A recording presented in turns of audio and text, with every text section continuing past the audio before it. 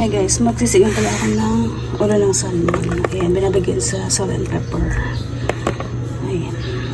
Dito maglalagay ako ay isi-sear ko lang yan dyan. Ayan, sunog na yung kawali. Ako yung balat. Yung skin. Ayan, balat, skin.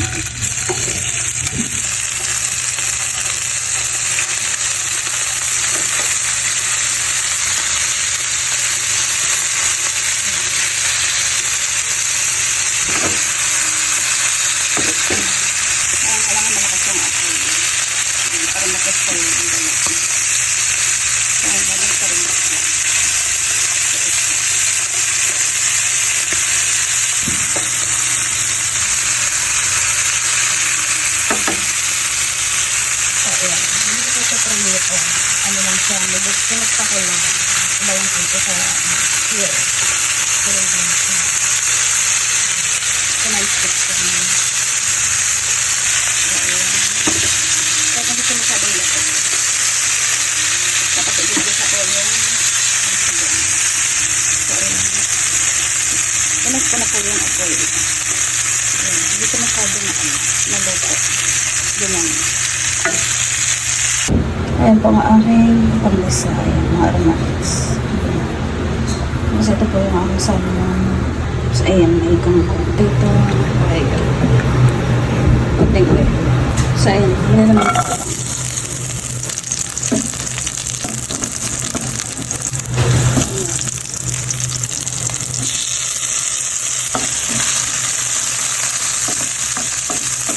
Ganda ito ang paminta.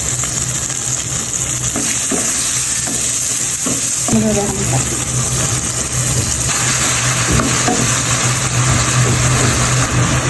Hindi ko lang nilagay yung kamatis.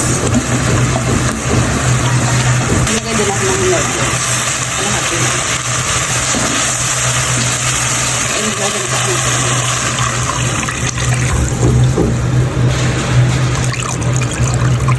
so, ayun ko na ito.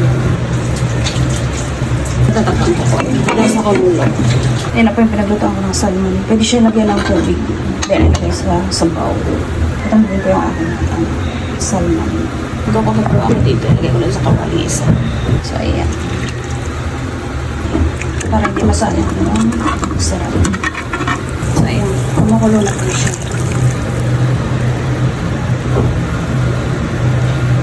Ilagay ko na din ito. Radish. Then, tatakpan ko siya. Ayan, kumukulo na siya. Lagay ko na itong kangkong. Gusto ko po yung kangkong isang ano po. Kaya niluluto ko na siya. So, ayan. Lagay ko na yung tamarin.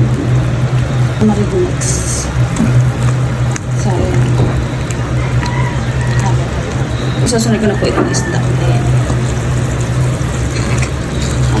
Luto naman na siya. Kaya, ano, hindi siya pwedeng ma-overcook. Kaya ayan, hinuli ko siya kasi matututo. Malambot kasi ang salmon. So ayan.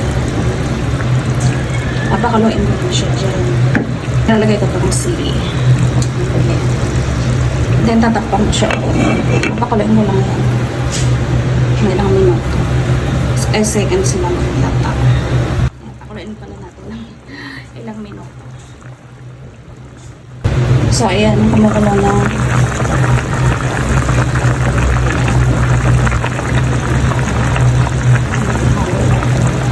Naghalo po ganito.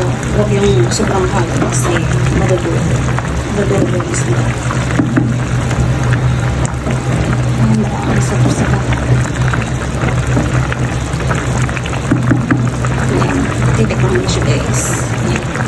Pagkatag lang ako ng lahat kasi medyo matagong ako. Then,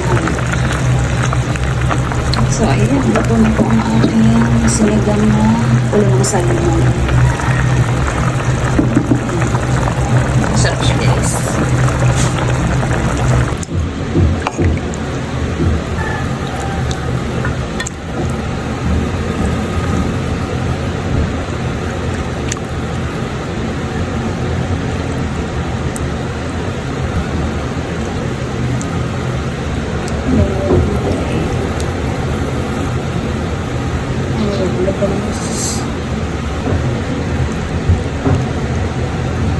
So, ayan na po ang aking sinigang na salmon. Ayan, puro ng salmon. Yummy siya, guys. Ayan, may sili at saka sopa. Patis. Ayan, tsaka may rice. So, ayan, let's eat.